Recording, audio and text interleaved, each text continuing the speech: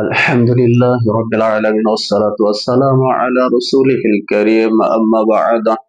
وعن عبد الله بن مسعود رضي الله تعالى عنه قال النبي صلى الله عليه وسلم আব্দুল্লাহ ইবনে মাসউদ রাদিয়াল্লাহু তাআলা আনহু বর্ণনা করেন বিশ্বনবী মুহাম্মদ সাল্লাল্লাহু আলাইহি ওয়াসাল্লাম বলেন মান ক্বারা হারফাম মিন কিতাবিল্লাহ, যে ব্যক্তি আল্লাহর কিতাব থেকে একটি হরফ তিলাওয়াত করবে, ফালাহু বিহি হাসানাতুন ওয়া হাসানাতুন বিআশরি আমসালিহা, তার জন্য 10টি নেকি রয়েছে, তার জন্য 10টি নেকি রয়েছে, সওয়াব রয়েছে।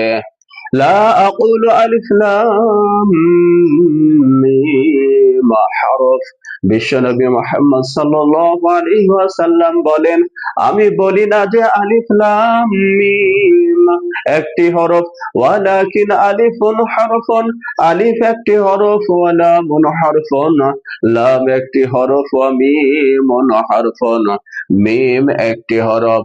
সুতরাং যে ব্যক্তি আলিফ লাম মিম তিলাওয়াত করলো, আল্লাহ রাব্বুল আলামিন তার আমলনামায় 30টি নেকি লিপিবদ্ধ করে দিলেন। সুবহানাল্লাহ। রাওয়াহু তিরমিজি, মিশকাত 2137 নাম্বার হাদিসের বর্ণনা।